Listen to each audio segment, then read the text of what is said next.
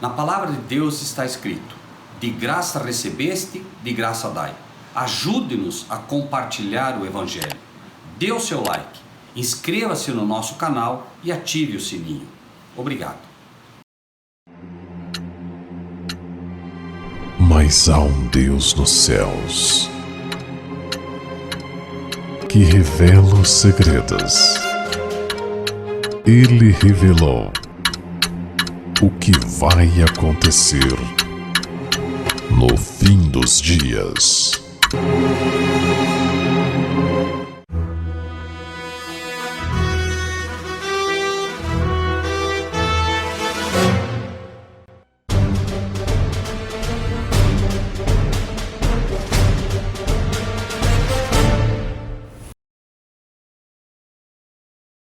Que a graça de Jesus, o amor de Deus o Pai, na comunhão do Espírito de Deus seja com todos. Amém? Amém. Sabe que eu ouço as crianças cantar e me vem à mente uma vez que, como eu gosto de estudar as coisas com bastante profundidade, eu nunca gostei das coisas muito simples, né? Isso é um defeito, né, que a gente tem que trabalhar.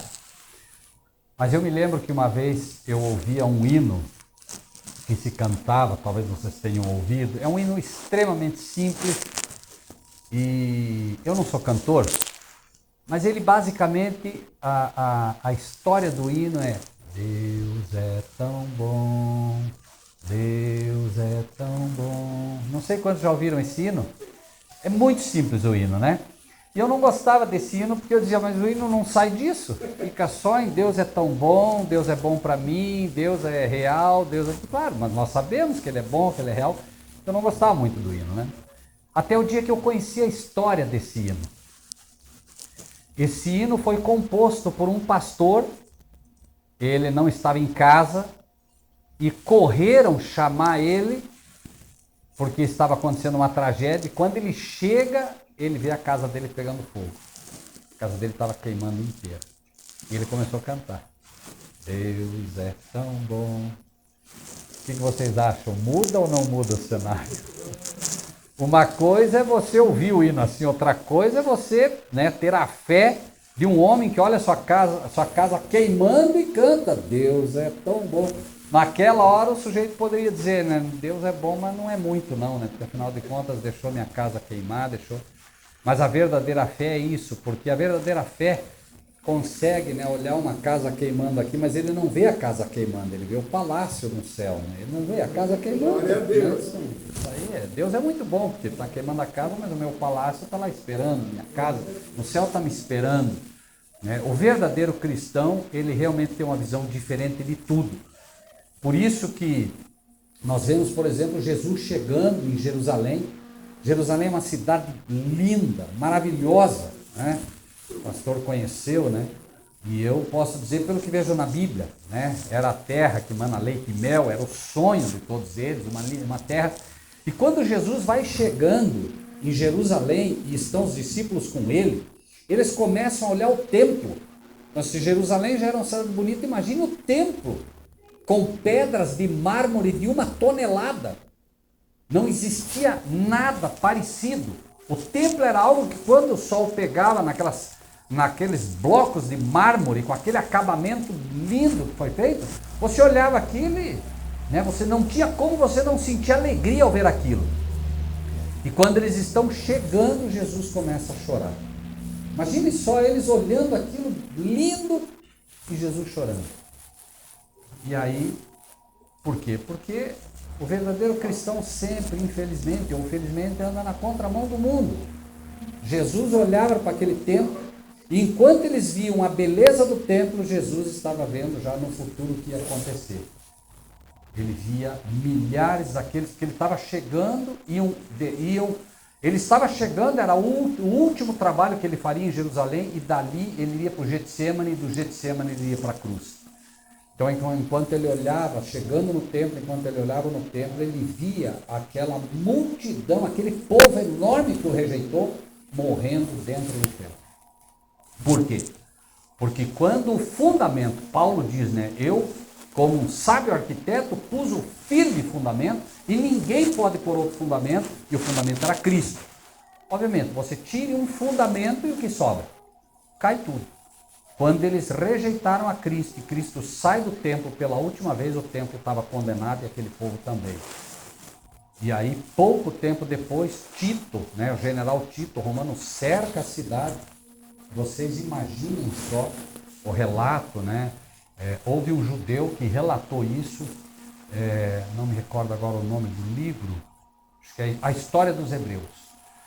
E ele, Flávio José, ele relata que naquele cerco, o cerco começa, devagarinho foi acabando a comida, alguns mães, pais arriscavam sair para poder pegar comida para os filhos, os romanos pegavam eles e crucificavam, todos eles. Chegou um momento que não tinha mais lugar para crucificar gente, não tinha mais onde pôr gente crucificada. E Tito fazia isso para que o povo abrisse a cidade, para que eles pudessem sentar e se rendessem. E eles, não vamos nos render, não vamos nos render. Agora, o curioso é que não morreu um único cristão naquele cerco. Por quê? Porque Jesus disse, quando virdes Jerusalém sitiada de exércitos, sabei que a destruição se aproxima. Então, os que estiverem nos montes, os que estiverem na cidade, fujam para os montes. E os cristãos, ouvindo o que Jesus falou, quando viram o cerco, saíram. Irmãos e irmãs, a história vai se repetir. Vai se repetir. Porque Jesus, lembrem-se do que ele disse. Eles estão olhando para o templo e dizem, Senhor, vede que beleza. Né? Que bela arquitetura, que templo bonito, que igreja bonita. E Jesus disse o quê? Não vai ficar pedra sobre pedra. Pare para imaginar você olhando para uma igreja. O templo era a igreja na época. E Jesus olhando para aquele templo fantástico, colossal, que foi construído por inspiração, dizendo, não vai ficar pedra sobre pedra. E a razão foi uma só. A razão é que o templo roubou o lugar de Deus no coração. As pessoas começaram a amar mais a igreja do que o templo. E isso acontece hoje. Né? Você convida a pessoa para vir a uma igreja simples, pequena como essa. O que a pessoa quer? Não quer, ele prefere as grandes igrejas, as grandes catedrais. Ele passa por aqui, você diz para ele, por favor, venha ouvir a palavra de Deus. O que ele diz? Não, eu já tenho minha igreja. Né? Quem sabe aqui não tem o conforto que tem lá, quem sabe aqui não tem. Enfim, as pessoas olham a aparência, Deus vê o coração. Nada novo debaixo do sol. Na época de Jesus, Jesus nasceu onde? Uma manjedoura. Então alguém diria, escuta, vamos lá que nasceu o rei de Israel, nasceu o Salvador, nasceu o Messias. Mas as pessoas olhavam o quê? Não, numa manjedoura? Não, o rei não vai nascer aí. Da mesma forma que a pessoa pode passar nessa igreja, olha, diz, não, aí não. Igrejinha pequenininha com 4, 5 gatos pingados? Não. Nos acusam. Não, são igrejinha de garagem. E Jesus escolheu a manjedoura porque ele queria mostrar exatamente isso, que é com os simples que ele está. É com o povo simples, gente, não se enganem. Então, às vezes, a gente é mal entendido quando diz, olha, não percam tempo em igrejas que não pregam a palavra de Deus, não percam tempo. Não há mais tempo, gente. Não há mais tempo. Ou nós nos dedicamos à palavra de Deus para conhecer os caminhos de Deus e realmente nos consagramos a Deus. E pouco importa se tem 2 ou 3, não importa, não é quantidade. Mas nós precisamos realmente nos consagrar. Eu quando vejo, por exemplo, o esforço do pastor, do irmão Vanderlei, dos irmãos que realmente estão tentando trazer as pessoas para ouvir a palavra de Deus, eu não tenho como dizer que não são estes os nossos irmãos. Quando os irmãos de Jesus vêm e se anunciam e chegam para Jesus, os homens dizem assim, estão aí tua mãe e teus irmãos. Quem lembra o que ele disse? Quem são meus irmãos? Quem são meus irmãos? Quem são? Quem são? São aqueles que fazem a vontade do meu Pai. Quem são meus irmãos?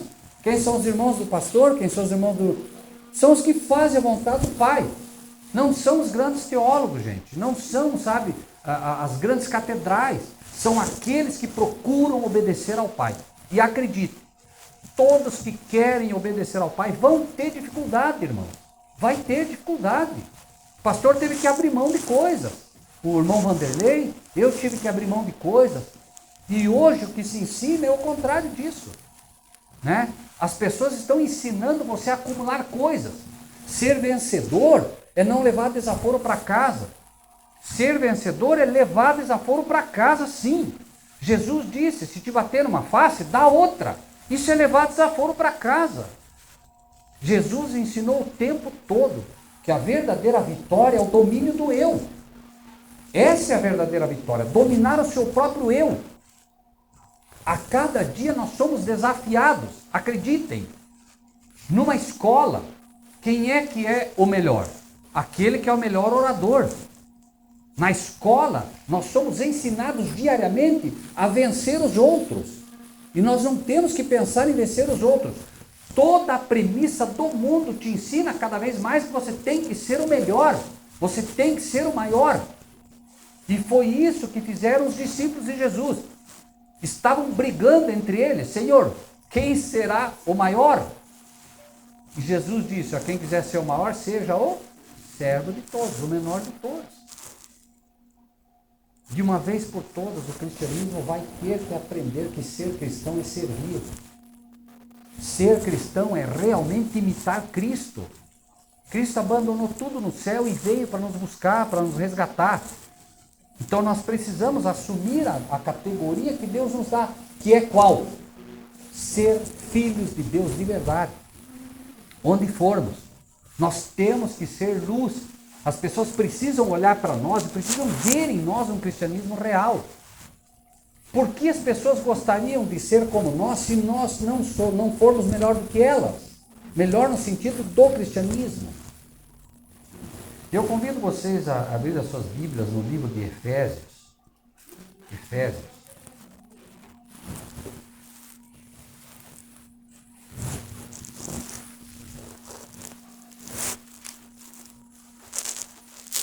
No capítulo 2, a partir do versículo 1. Efésios 2, a partir do versículo 1.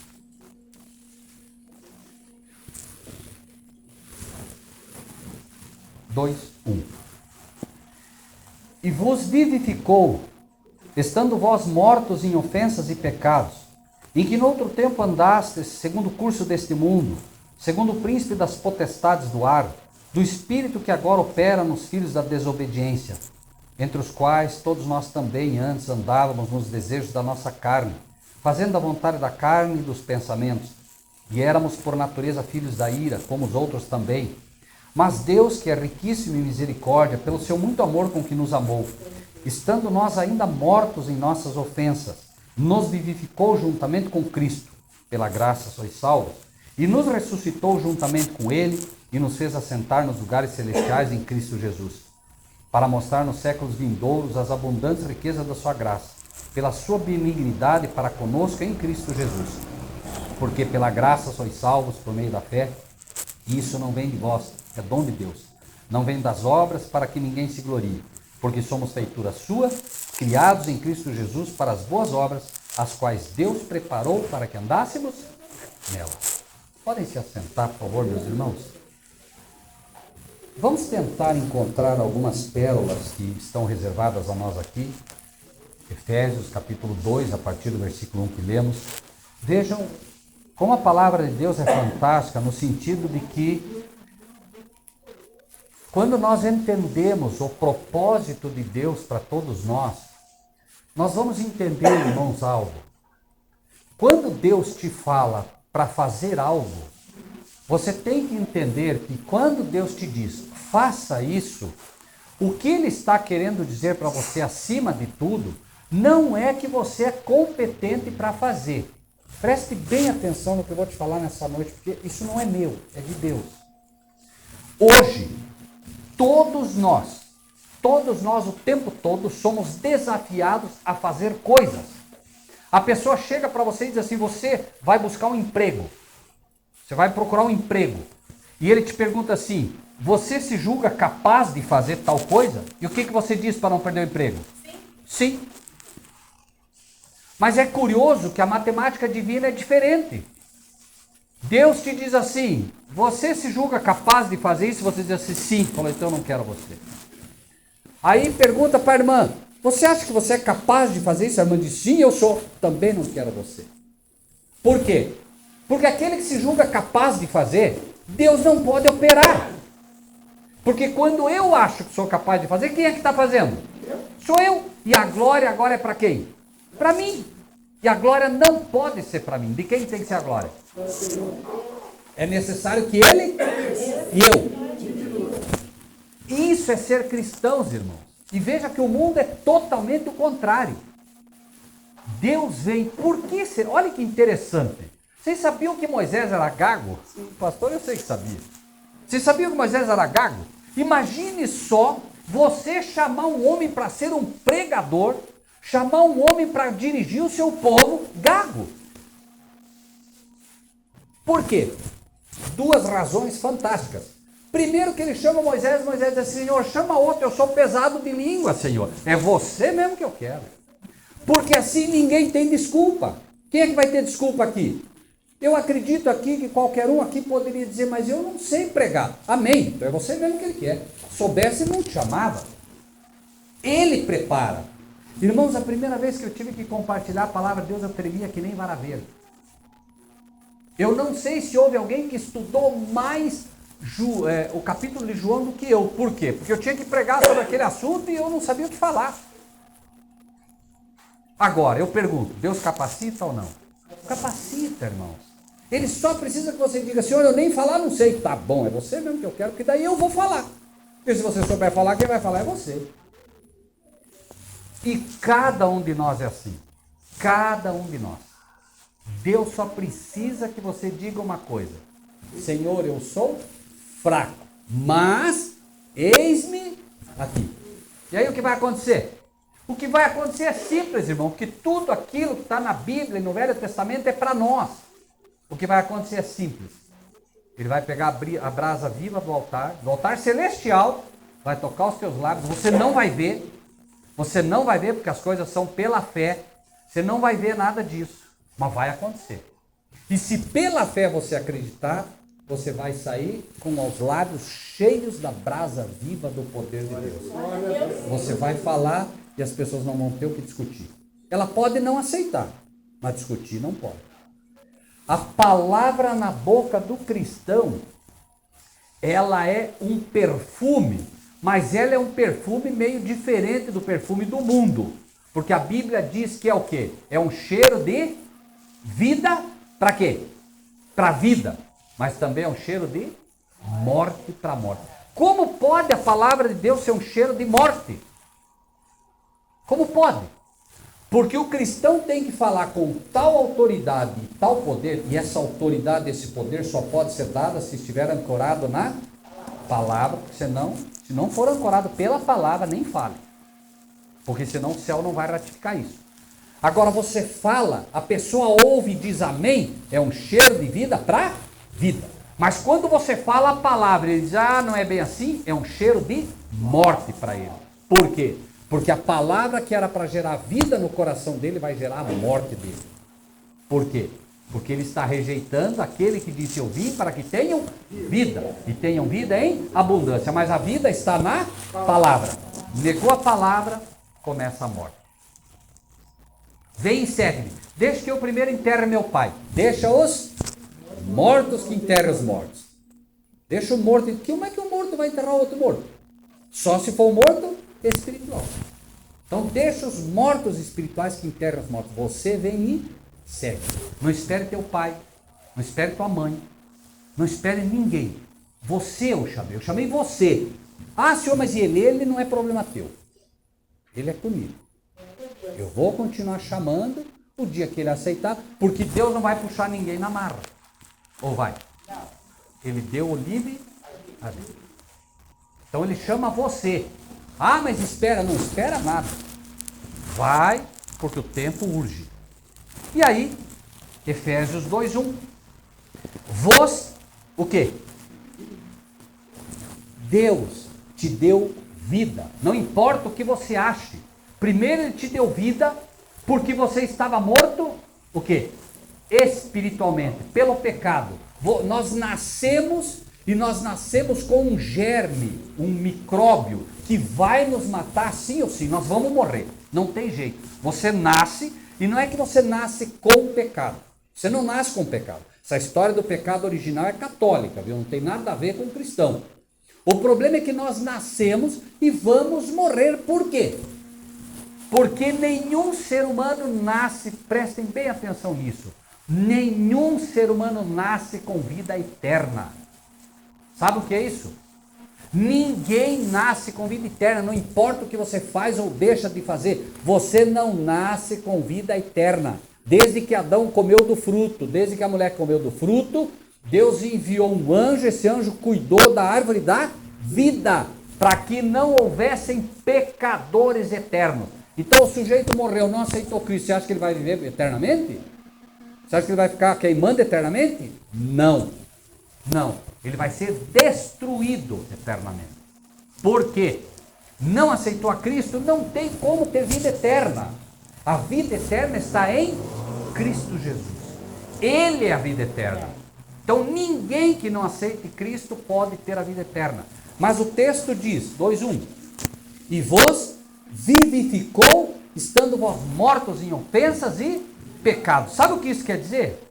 Isso quer dizer que Jesus chega e diz assim para você, escuta, você acha que você é um sujeito bom? E você diz assim, sim, eu sou um sujeito bom. Você pode ver, você diz para as pessoas, muitas delas, você precisa aceitar Cristo como teu Salvador. Vocês já perceberam o que as pessoas dizem? O que eles dizem? Eu já aceitei, eu tenho Cristo. Ah, eu sou bom, eu não faço mal para ninguém. Dá a impressão que a salvação é o que você faz ou deixa de fazer. A salvação não é o que você faz ou deixa de fazer. A salvação é quem você tem. Sabe a diferença entre uma coisa e outra? Salvação é quem você tem e não o que você faz. Por favor, entenda isso. Agora você diria, mas peraí, mas e se eu faço as coisas erradas? Se você faz as coisas erradas, é simplesmente porque você não tem Cristo. Mas peraí. Vamos colocar isso com bastante cuidado. Por favor. O cristão tropeça, mas não fica caído.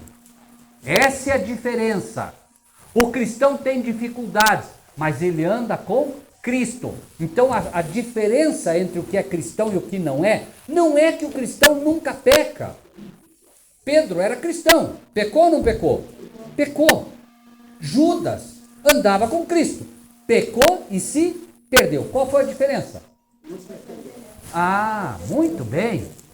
E por que não se arrependeu? Aí você diria, mas espera aí, mas Judas podia ter se arrependido. O problema de Judas é que quando acontecia uma pregação na igreja, por favor, entendam a analogia que quero fazer, Judas ficava olhando para o teto. Judas só aceitava o que era bom para ele. Quando o pregador dizia, não, você vai dar tudo certo na tua casa, agora você vai ter bênçãos, teu carro vai ficar melhor, ele dizia, amém, aleluia. Daí quando dizia, mas você precisa se santificar. Dessa palavra eu não gostei. Ah, não gosto de ouvir o pastor Vilmar, porque ele não fala de bênção, ele não fala de coisa boa pra gente, só fala de coisa ruim. Pastor Rogério, não, por que eu vou escutar só falar coisa ruim? Irmãos, é preciso entender que o cristão vive de toda palavra que sai da boca de Deus.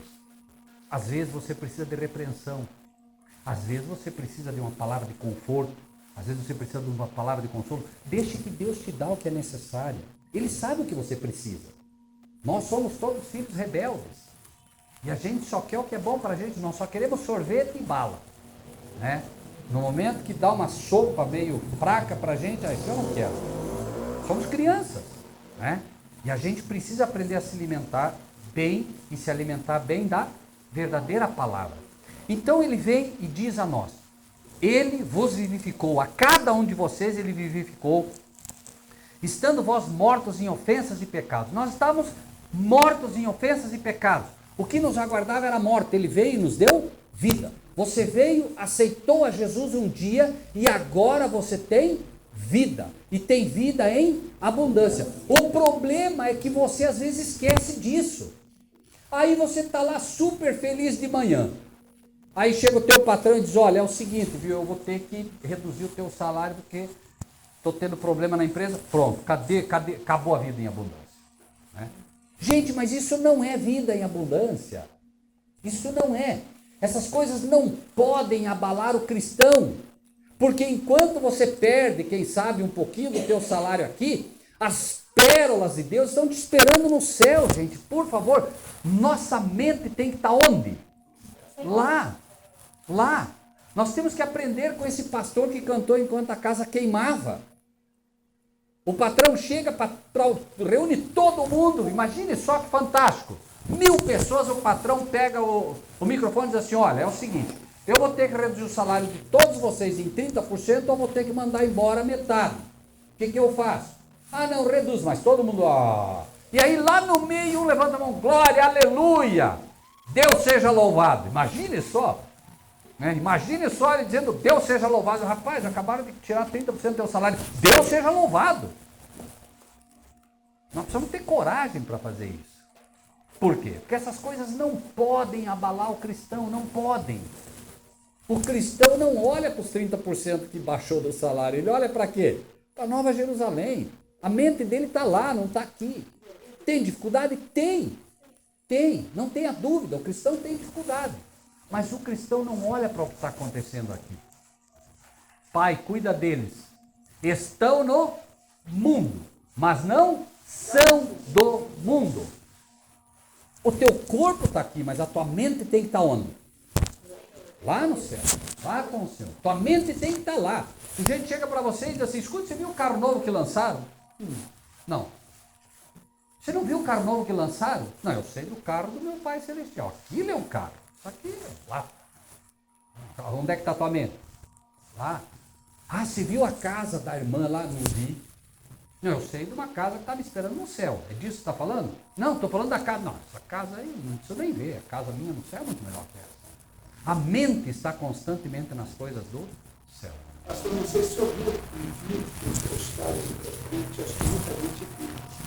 O patrão muito rico, no final do ano, resolveu colocar uma Bíblia e uma certa quantia de dinheiro para cada um dos funcionários. Aí ele perguntava, você quer a Bíblia ou quer o dinheiro? Todo mundo aceitou o dinheiro. Claro. Aí quando chegou a vez do menino pobre, que não tinha nem tênis, chegou e perguntou para ele, falou, olha, a minha mãe ensinou que a maior riqueza que tem é a palavra de Deus, eu fico com a Bíblia. Todo mundo ficou lá olhando para ele. Quando ele abriu a Bíblia, tinha um dinheiro, um cheque dentro dele. Muito maior do que... Muito mais do que ele mais. Amém. Aí o povo pegou o mínimo que podia pegar, e a riqueza maior estava dentro da palavra. Amém. E, irmãos, essa é uma metáfora impressionante, porque acreditem, é exatamente assim. É exatamente assim. Nós nos contentamos com migalhas, quando temos um baú de tesouro enorme esperando por nós. Tem gente jogando na loteria. Até um dia alguém me perguntou se joga na loteria. Eu falei, eu não jogo. Mas por que você não joga? Porque eu não quero ganhar. Não quero ganhar, digo para vocês de todo o coração, eu não quero ganhar. Vai que isso me corrompe. Se eu jogar, eu posso correr o risco de ganhar. Então eu nem jogo, que é para não ter o risco de ganhar. Porque eu já tenho um tesouro, irmão. Veja, eu não posso falar daquilo que eu não acredito. Né? Agora, é claro, você vai no mercado, te dá uma rifa, né, de presente, você ganha, amém, sem problema nenhum, aquilo Deus te deu. Agora, você comprar para jogos de azar e ainda pedir a Deus que abençoe, gente, não está certo, esqueça. Deus não trabalha com isso. Não é assim que Ele trabalha. Não trabalha. Né? Machuca alguns, mas enfim, é a verdade. Né? É a verdade. Capítulo 2, versículo 2. Em que noutro tempo andastes, segundo o curso deste mundo, segundo o príncipe das potestades do ar, do espírito que agora opera nos filhos da desobediência. Eu não sei quantos aqui já foram do mundo, sem medo. Levante a mão quem já foi do mundo. Amém. Amém. Então, ele não está mentindo, tá? Não, vocês eram do mundo. Então, é preciso entender isso. Nós éramos do mundo. Éramos. E quando éramos do mundo, o que acontecia conosco? Andávamos segundo o curso do mundo. Mas andar segundo o curso do mundo, meus amados, não é ir para o boteco beber cachaça. Andar segundo o curso do mundo não é as coisas que todo mundo faz. Você tem o risco enorme de andar segundo as coisas do mundo dentro da igreja. E aí é que é perigoso. Esse é o maior perigo. Se vocês observarem, as pessoas dizem, não, melhor na igreja do que fora dela. Depende. Depende, irmãos. Depende. Porque se você estiver lá no boteco bebendo, fumando e acabando com a tua vida, você está num estado ruim, mas você sabe ou não sabe que está com problema? Tem alguém que está lá que não sabe que está errado a vida dele? Não tem. Ele sabe. Ele sabe. Agora, se você está numa igreja completamente mundana, você sabe que está com problema? Não. Não sabe. Não sabe. Não sabe. Porque você está lá dentro e você acha que é aquilo. Eu conheço muita gente. Muita gente. Você convida para estudar a Bíblia? Não, já tenho minha igreja. Você convida para conhecer a Cristo? Não, já tenho minha igreja. Então, a pessoa diz, eu já tenho minha igreja. E esse é o risco. Não importa se você tem tua igreja. Você tem que estar aberto, com o coração aberto para aprender. Você é da Assembleia? Você acha que o da congregação não tem nada para te ensinar? Tem. O testemunho de Jeová, com todas as dificuldades que tem, você acha que ele não tem nada para te ensinar? Tem gente da Testemunho de Jeová que tem para ensinar sim. Querem ver? Vocês já viram gente para trabalhar mais do que eles, correndo atrás? Não tem. Né? Fala-se muito mal dos adventistas. Vocês já viram um povo para estudar a Bíblia igual adventista? Pega um adventista preparado, você vê a surra que você toma de Bíblia dele. É um fato, irmãos.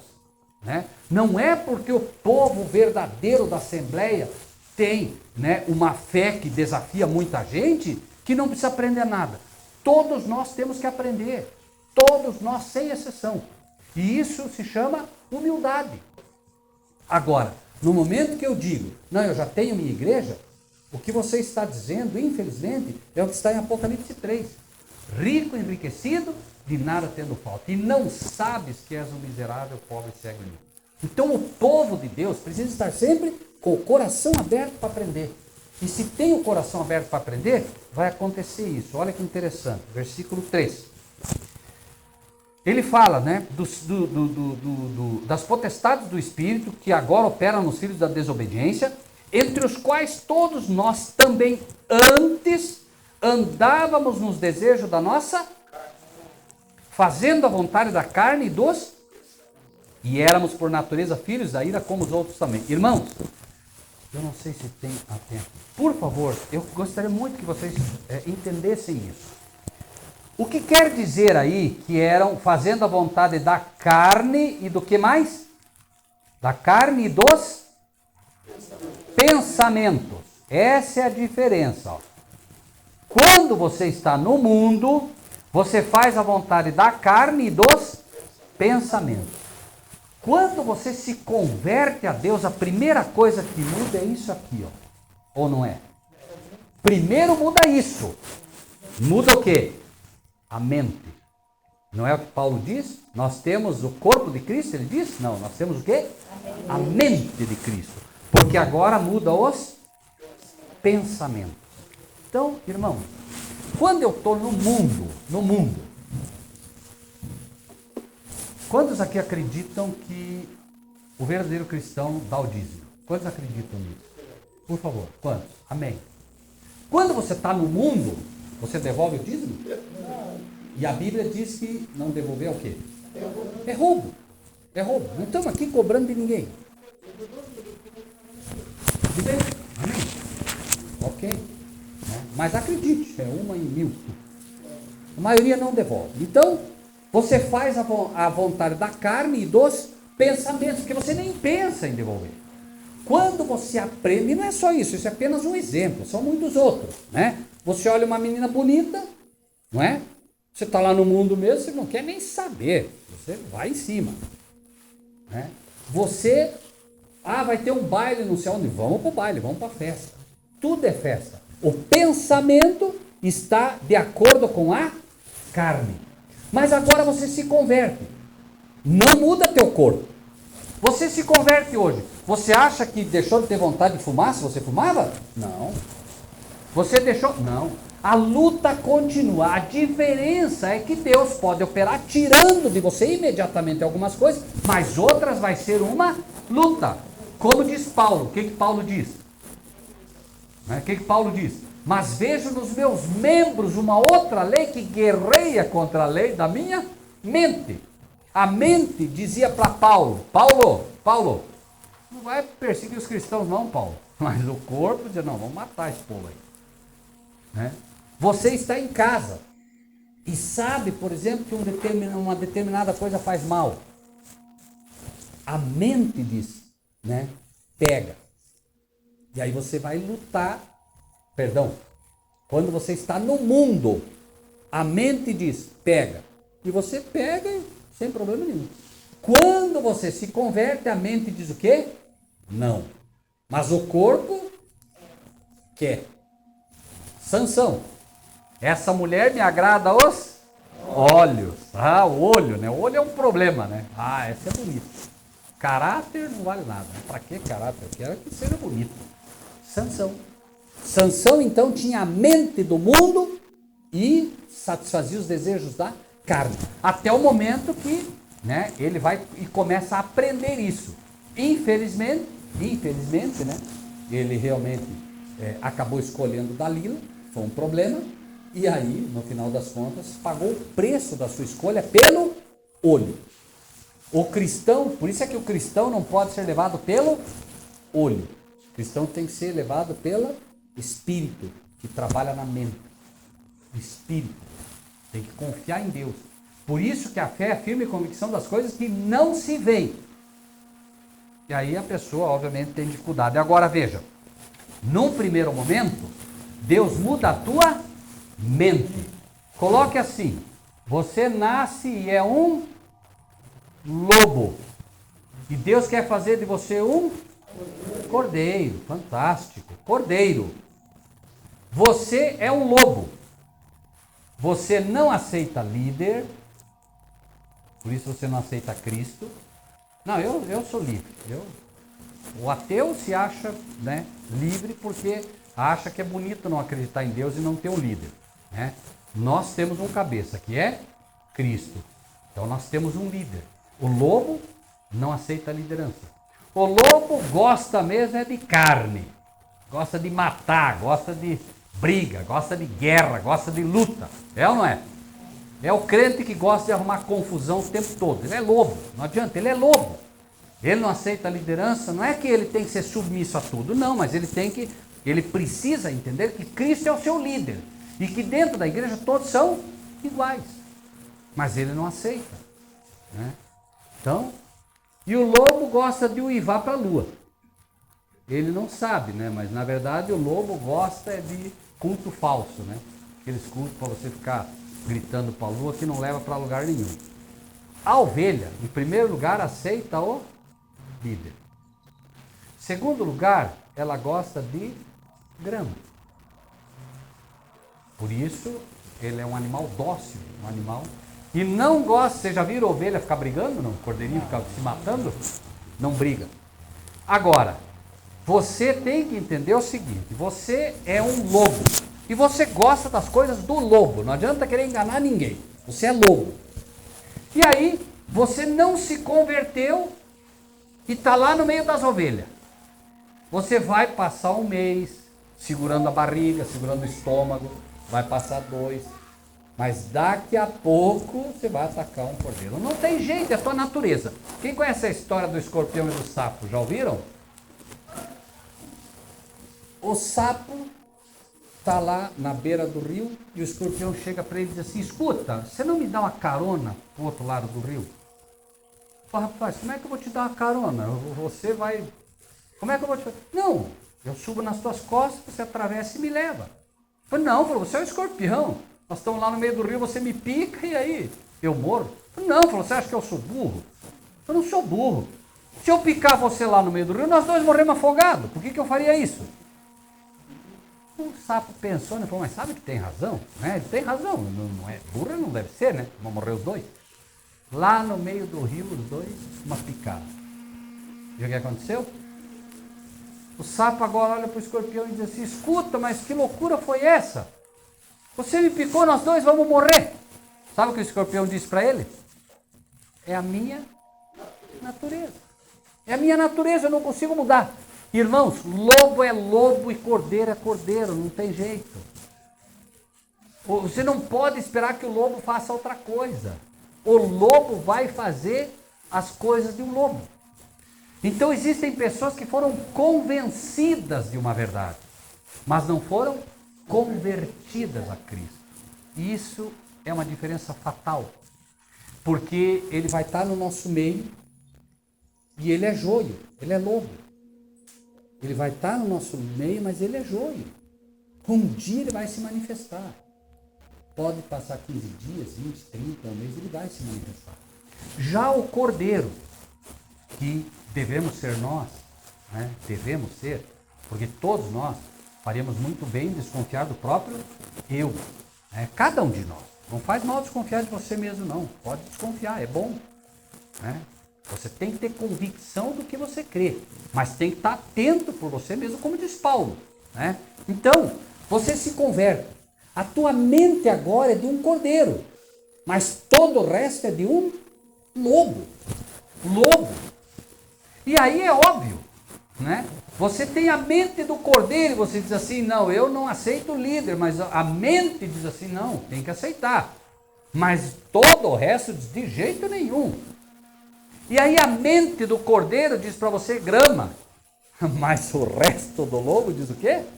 Carne, briga, guerra, sangue, né? O cordeiro diz, não, eu preciso ser manso como Cristo. Mas o resto do lobo diz o quê? Não, eu quero briga, eu quero confusão, eu quero é folia. Esta é constantemente a luta do cristão. Aí você começa a aprender, porque você começa a andar com Cristo. Nós somos transformados pelo que contemplamos. Você começa a andar com Cristo. E começa a acontecer o quê? Não é só a mente agora. Teu próprio corpo começa a mudar. Por quê? Você agora, quem brigava, né? Quem roubava, agora é uma luta diariamente. Mas você começa a mudar, até que aquilo vira um hábito. Quando virou um hábito, teu caráter começa a mudar. Primeiro você era Jacó, enganador. Mas aí você começa a andar com Cristo, né? Engana aqui, engana ali, mas daqui a pouco já você enganava todo dia, já engana uma vez só por semana, daqui a pouco já engana uma vez por mês, daqui a pouco uma vez por ano, daqui a pouco não engana mais. Mudou. Deixa eu colocar um outro exemplo para vocês, bem simples. Vamos colocar como exemplo o seguinte. Qual é o nome do irmão? Juarez. O irmão Juarez, posso chamar de irmão? O irmão Juarez resolve adotar uma criança. Do que você gosta de comer, Juarez? Diga um prato que você gosta. Qualquer um. Ok. Então o irmão Juarez gosta de carne. Aí, o que acontece? Nada a ver com o lobo, tá bom? Por favor, ele é uma metáfora, tá? Irmãos, o irmão Juarez gosta, o prato principal dele é carne. Agora ele vai lá e adota uma criança, certo? Assinou os papéis, fez tudo. Essa criança agora recebe o sobrenome do irmão Juarez. Mas ele não gosta de carne. O Juarez gosta. A esposa gosta, né? Mas os filhinhos dele gostam, se tem, não sei, né? Mas essa criança é diferente. Não gosta das coisas que eles gostam. Mas eu pergunto, você chega lá e diz assim, escuta, é teu filho ele? E o que o irmão Juarez diz? É meu filho. Foi adotado, mas tem todas as prerrogativas de um filho. Ele é filho. Só que ele ainda, embora tenha já a mente sendo mudada, ele ainda tem todas as características do lobo. Por quê? Porque ele ainda não está contemplando a família. Você vai lá, chega um prato de carne bem feito, todo mundo, né? E ele fica só olhando. Eu vou na salada, eu vou na cenoura, eu vou no arroz, eu vou no feijão, não importa. E aí você de fora, que tem a visita, diz assim, mas escuta, o que acontece com esse menino? Não, ele foi adotado agora, então ele não, né? As crianças gostam de brincar, sei lá, de balanço e tal, e ele é só no carrinho. Ele é diferente. Mas o que acontece? Devagarinho, o que vai acontecendo? Ele vai se habituando. Devagarinho ele vai se habituando. Ele olha o irmãozinho, agora ele olha a irmãzinha, né? Daqui a pouco ele não quer brincar sozinho, ele quer brincar com eles. Aí ele diz, não, mas a gente brinca de balanço. Não, então vamos pro balanço. E começa. Passa 1 ano ou 2, não importa. Você vai visitar de novo o irmão Juarez. E agora o que acontece? Essa criança agora, de fato, não é apenas filho adotivo, mas ele é filho também porque ele tem semelhança no caráter, nos hábitos. Assim somos nós. Se nós andamos com o nosso Pai Celestial, se nós andamos com Cristo, nós vamos sendo transformados. Você vem para a igreja, você começa a contemplar não só Cristo, mas começa a ver os irmãos também, que devem ser exemplo. E aí você começa a aprender. Sabem que eu não quero machucar nenhuma mulher aqui, porque eu sei que isso às vezes gera problema. Por favor, não me entendam mal. Eu já vi brigas homéricas em igrejas. Por quê? Ah, não, a irmã usa brinco, não pode. Ah, a irmã pinta, não pode. Ah, a irmã faz isso, não pode. Irmãos, devagarinho, a pessoa vem. As pessoas têm lutas diferentes. Para uma irmã, pintar o cabelo não é problema, para outra é difícil. E nós temos que ter o quê? Amor com essas pessoas. Deixa que devagarinho ela vai entender se é bom, se não é. Nós não temos que discutir isso. A outra irmã tem dificuldade, usa batom. Não é bom, mas se ela usa, deixa. Vai devagarinho, apenas vamos mostrar amor por essas pessoas todas e devagarinho isso vai saindo. Agora, acredite, você vai chegar a ferro e fogo e vai dizer, irmã, não, a irmã, deixa eu ver, eu acho que a irmã usou pintura aí, hein? Irmã, deixa eu ver bem. Isso não tem nada a ver com o cristianismo, nada a ver. Nós temos dificuldades. Por isso o apóstolo Paulo fala, inclusive, né, que existem coisas que a gente faz e ele diz, o pior é o orgulho. Tem coisa pior do que orgulho. Diz, ah, não, está olhando para a irmã está olhando para a outra, diz, ah, não, essa irmã, ela se pinta em você. Isso é orgulhoso. Isso é orgulhoso. Por favor, não me entendam mal, tá bem, irmãos? O que eu quero deixar claro é que se o amor que nós tivermos uns pelos outros não suportar esse tipo de coisa, vocês imaginem por um momento, né? Imaginem por um momento, se nesse exato momento entrasse por essa porta uma prostituta, com uma mini saia, talvez até mostrando, né, alguma coisa que não deveria mostrar, toda rebocada, qual seria a nossa reação, irmão? Sem brincadeira. Se entrasse nesse momento um bêbado caído, qual seria a nossa reação? Agora faça uma pergunta. Foi o diabo que trouxe ele para ouvir a palavra de Deus? Dentro daquela luta, dentro daquele coração que ainda está fedendo, quem sabe, álcool, daquela mulher que ainda está respirando coisas terríveis, existe ainda um coração batendo que em algum momento se sente tocada pelo Espírito de Deus e vem. Um olhar torto nosso e essa pessoa pode nunca mais voltar. E aí eu pergunto, que cristianismo é esse? Aí nós não temos vida e vida em abundância em nós. Aí nós não estamos refletindo o caráter de Cristo. E acreditem, eu sei de muita gente que se afastou da igreja por conta disso. Porque falta carinho, falta amor, né? Então quando você tem uma igreja que manifesta o amor de Cristo, isso é ouro. Isso é ouro. Porque hoje, infelizmente, é uma competição para ver quem se veste mais bonito, tem isso, tem aquilo. Cristo não está nisso. Não está e nunca vai estar.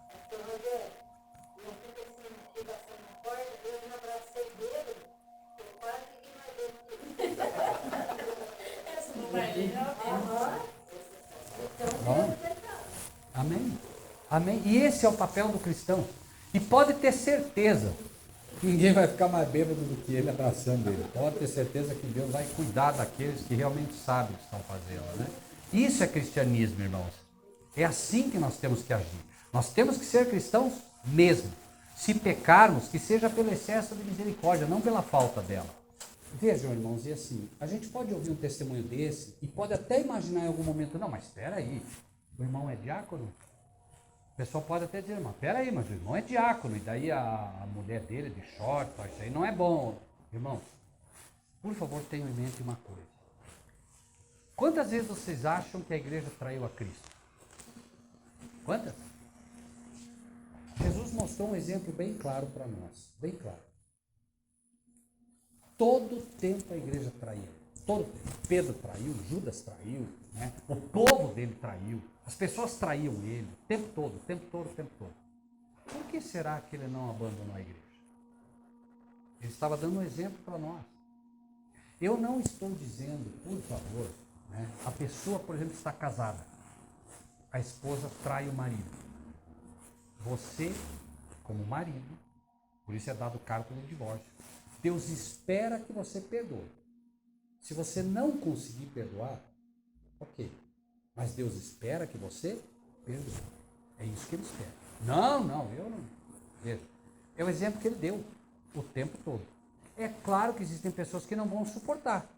A mulher, por exemplo, eu já ouvi gente chegar para mim e dizer assim, pastor Rogério, não pode desfazer o casamento. E não me entendam mal. Não pode desfazer o casamento que Deus abençoou. O marido bate na mulher constantemente. Pergunto, foi Deus quem fez esse casamento? Claro que não. Isso não é um casamento que Deus abençoou, porque se fosse abençoado não tinha isso. Não tinha. Então é preciso ter muito equilíbrio nessas coisas. Porque daí diz, não, e aí eu falo, não pode. Aí a mulher, coitadinha, não aguenta mais apanhar do marido, deixa o marido, e aí não aceita na igreja, porque não, ela deixou do marido. Gente, nós precisamos de uma vez por todas, como cristãos, ter equilíbrio. Ter equilíbrio. Eu digo para vocês de coração, às vezes eu falo com o pastor Vilmar, a gente não comenta esses assuntos muito, porque obviamente, mas eu vejo ele, às vezes a gente conversa, coisa. Eu fico feliz quando eu vejo equilíbrio numa igreja. A igreja precisa ter equilíbrio, gente. Equilíbrio. Tem coisas que servem para um e não servem para outro. A palavra de Deus é uma regra infalível. Mas não é ferro e fogo, gente. Não é. A gente tem que ter muito cuidado com essas coisas. O tempo todo. Né? Enfim. Efésios, capítulo 2, que estamos. 4. Mas Deus, que é riquíssimo em misericórdia, pelo seu muito amor com que nos amou, estando nós ainda mortos em nossas ofensas, nos vivificou juntamente com Cristo, pela graça sois salvos. Então, nós, vejam bem, no mundo, fazendo as coisas do mundo, Deus não chegou para nenhum de nós e disse, olha, se você emendar a tua vida, vem. Não, muito pelo contrário. Vem do jeito que você está. Vem do jeito que você está. Eu já vi muitas pregações, creio que o pastor já ouviu também, muitas pregações, irmãos, que o pastor diz assim, não, você vai lá e endireita a tua vida, daí vem. Mas espera aí, se você tiver que endireitar a tua vida, aí você não vem nunca. Por isso Jesus dizia, vem e segue-me. Imagina, eu espera um pouco, senhor, eu vou endireitar minha vida, daí vem. Não, venha do jeito que você está. A igreja é um hospital, irmão. A igreja não é uma casa de show, é hospital. E eu pergunto, se o cara já está são, para que ele quer um hospital? Ele tem que vir quando está doente. E o médico da alma vai curá-lo. Então a pessoa diz, não pode vir. Vem, do jeito que você está. É assim que tem que vir. Com dificuldade, com problema, e Deus vai trabalhando no coração dessa pessoa. E nosso papel é suportar. O apóstolo Paulo diz o quê? Suportai-vos uns aos outros. Se ele diz que é para suportar, é porque não vai ser fácil.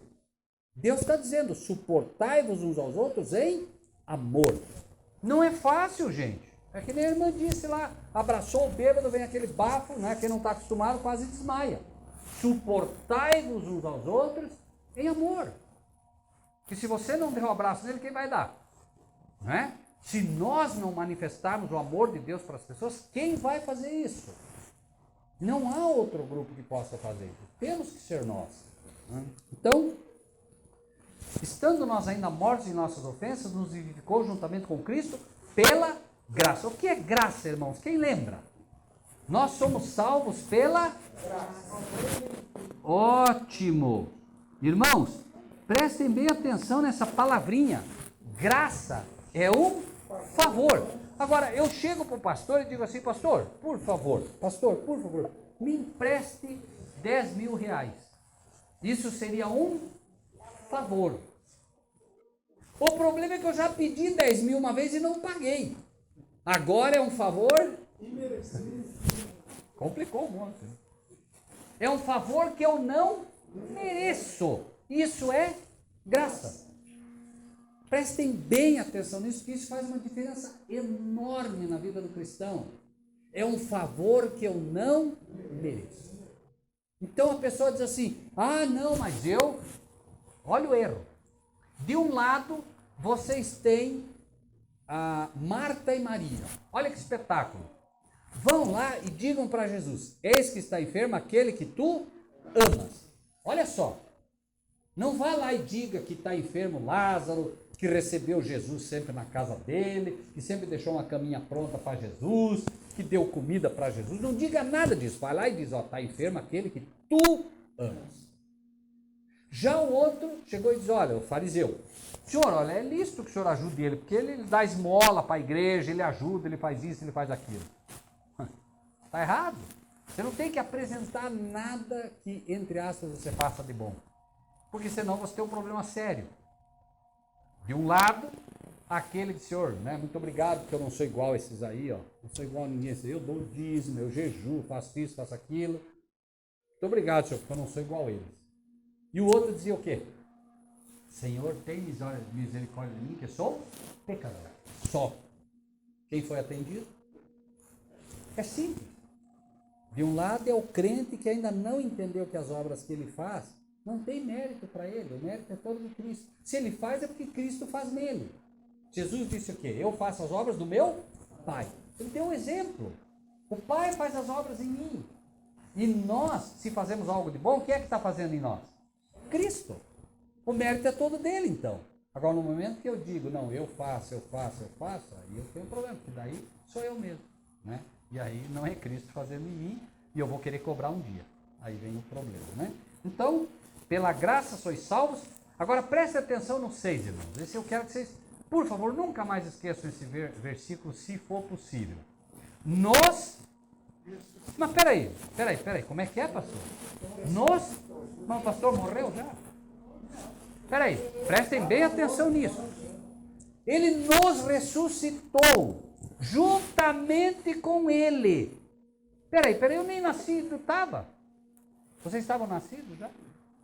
Ele diz, nos ressuscitou juntamente com ele. E mais, o que mais que ele fez? Onde? Prestaram atenção nisso, irmão? Prestem bem atenção nisso. Eu ouço pessoas dizer assim, sabe, pastor, no final das contas eu não sei se você é salvo. Bom, se você vai ser salvo, eu não sei. Eu sei que você tem que se alimentar disso aqui. Ó. Você tem que se alimentar disso aqui. Olha o que ele está dizendo. Primeiro, ele está dizendo o seguinte, você diz assim, será que um dia eu vou ressuscitar? Não, você não vai ressuscitar. Por quê? Você já ressuscitou. Tá? Já ressuscitou. Quem está dizendo isso? Sou eu? Jesus. Já ressuscitou. Ele quer que você se alimente com essa certeza a cada dia. Já ressuscitou. E não só já ressuscitou, o que mais? O que mais?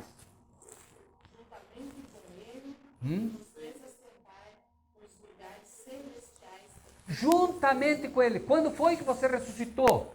Quando ele ressuscitou.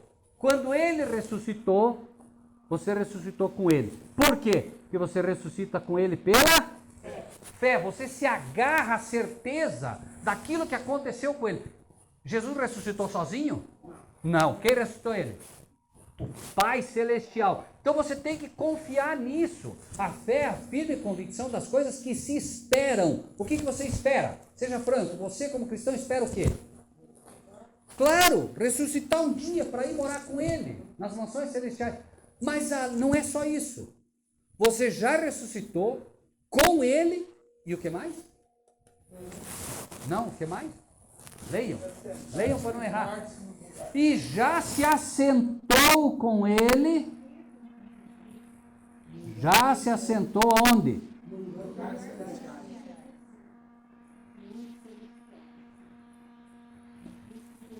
Então a questão é o seguinte: Pai, cuida deles. Estão no mundo, mas não são do mundo. Pela fé nós temos que ter a convicção. O pessoal diz assim, onde você mora? Nova Jerusalém.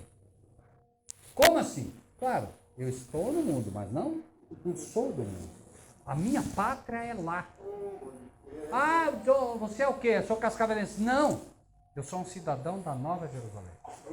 Até porque eu vou ter outro nome. Nem esse nome vai permanecer. Jacó era enganador. Virou o quê? Qual foi o nome que deu? Israel, que quer dizer o quê? Vencedor. Era enganador, virou o quê? Vencedor.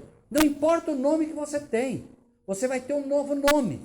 E esse novo nome vai ser dado para você como um vencedor. Não importa, você vai fazer parte do Israel de Deus. Só que para isso, você precisa se alimentar das coisas celestiais. É simples. O lobo está ali. E o cordeiro também. Aí, você alimenta o cordeiro. O cordeiro gosta da palavra. O cordeiro gosta do que é bom. Aí, numa luta entre lobo e cordeiro, quem vence? O lobo vai vencer sempre. Sempre. Numa luta entre o dragão e o cordeiro, quem vence? O dragão. O dragão vai vencer. Sempre. Se você olhar com os olhos do mundo, com os olhos da carne. Davi e Golias, quem vence?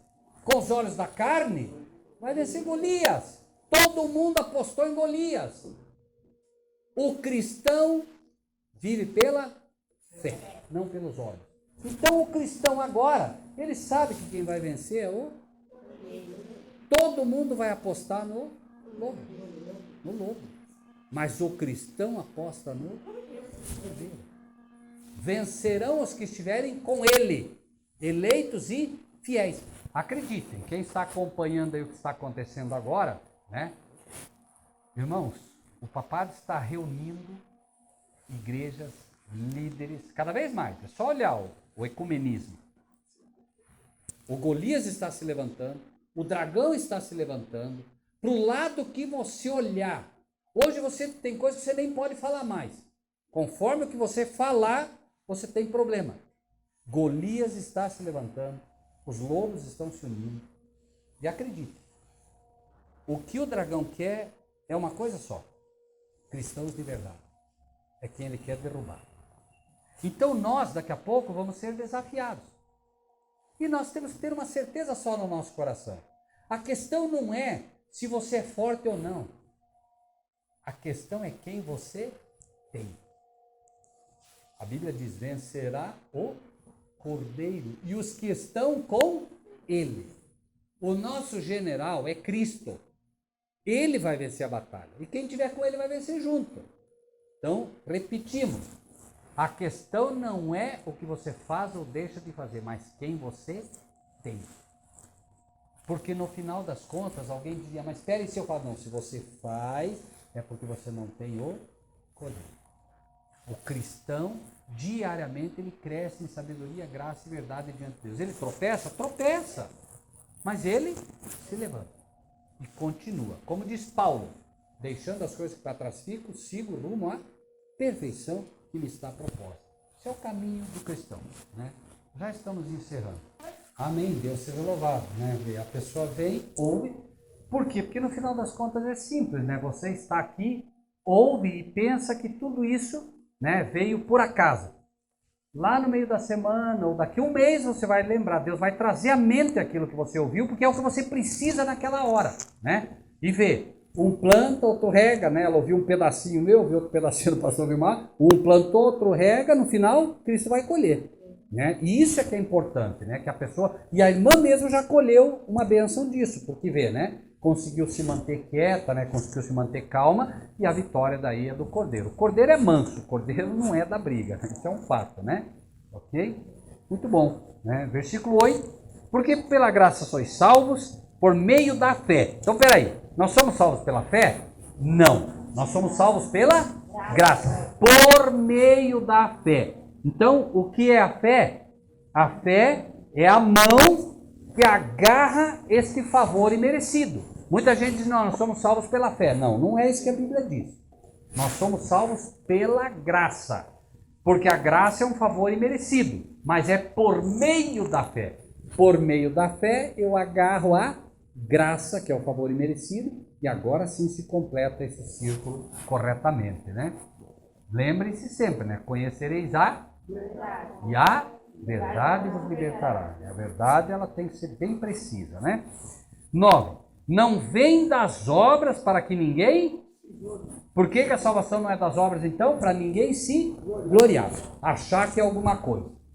Não, eu sou bom, não mato, não roubo, eu faço isso, eu faço aquilo, eu faço aquele outro. Não, eu sou diácono, eu sou ancião, eu sou pastor, eu sou... Não.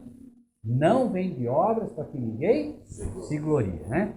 E finalmente, né, o versículo 10, porque somos feitura sua, criados, essa é a diferença, criados em Cristo Jesus para as boas obras, as quais Deus preparou para que andássemos nelas. Então, Deus preparou boas obras. E nós vamos ter boas obras em Cristo Jesus. Andando com Cristo, nós teremos essas boas obras, tão certo como Ele teve as boas obras, e Ele disse, eu faço a vontade do meu Pai. O Pai faz as obras em mim. Então a diferença básica parece até uma coisa controversa, mas é assim. Você está lá no mundo, o tempo todo o Espírito de Deus está trabalhando no teu coração, dizendo para você, você não pode, você não pode. Quando você entende que você não pode, agora sim, tudo posso naquele que me fortalece. Entende? Essa é a diferença. Primeiro, porque pode ver, olha o que o diabo está dizendo hoje através dos cursos de autoajuda. Você pode. Olhe para dentro de você.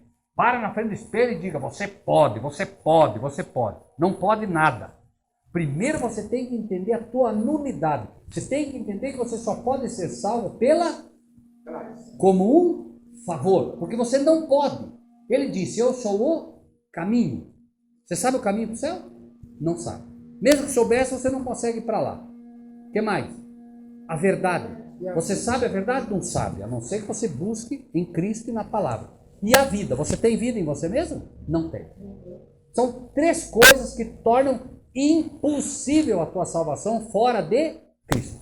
Não tem como. Então o tempo todo, ao mesmo tempo que o Espírito de Deus trabalha primeiro para dizer você não pode, e o diabo trabalha dizendo você pode, agora, quando você aceita Cristo Jesus, agora sim você pode. Em Cristo. Nunca esqueça disso. E aí você entra para a igreja, né, ou se converte de fato, quando você entende essa premissa básica. E aí o Espírito de Deus começa a trabalhar. Permitam, irmãos, encerrar nessa noite de uma forma um pouquinho diferente, eu já dou a palavra para o pastor.